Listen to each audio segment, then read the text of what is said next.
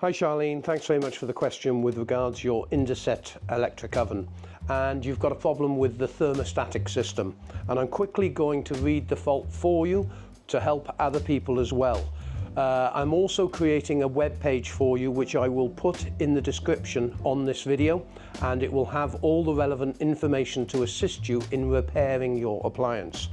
Right, you've got an Indesit IFW6340IXUK, and you're telling me that it works on the grill, the main oven function, and a few of the other functions perfectly well.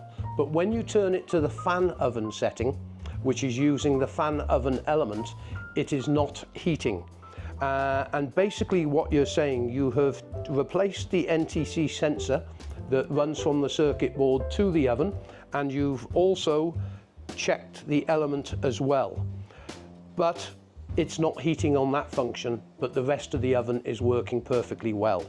Now, what I'm putting on the page for you is not only some useful videos to assist you in the repair and explain the problem properly in detail, as this is just a quick video response to your email, but I'm also putting the exploded diagrams of your machine so you can see each individual component, and there's a link on the page to any spare parts that you need.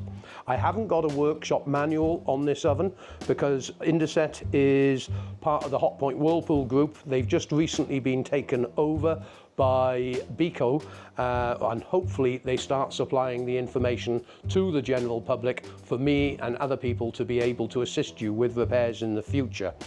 But basically the control board is what controls all the electrical functions on the oven. In the old days, you would have a selector switch instead of the circuit board, and they were far better than the modern electronics.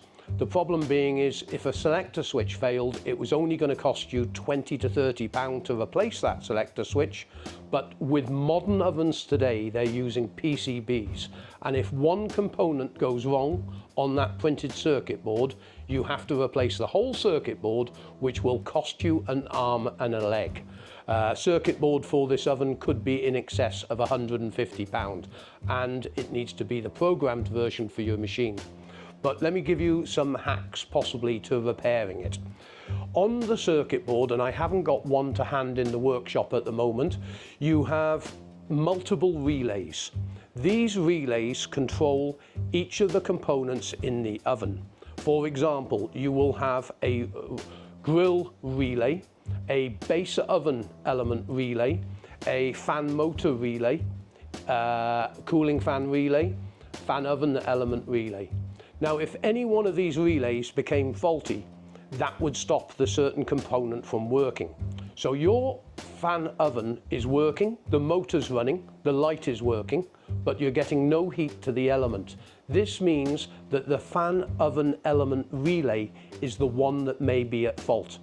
Now, if you've got someone in the family that is good with circuitry and is able to solder a new relay on, once you've identified which relay is faulty, you might be able to fix the cooker for less than £10.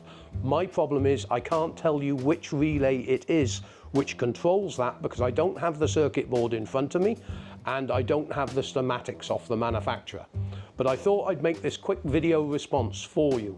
Now, I have done some detailed videos discussing circuit boards and relays, and also how to test fan oven elements, base elements, grill elements, and many other videos as well. So do jump across to that page and have a look at that video because it may be useful for you with regards identifying the correct relay that has become faulty on your cooker. Thanks very much indeed for contacting us, and I hope all this information assists you in repairing your appliance.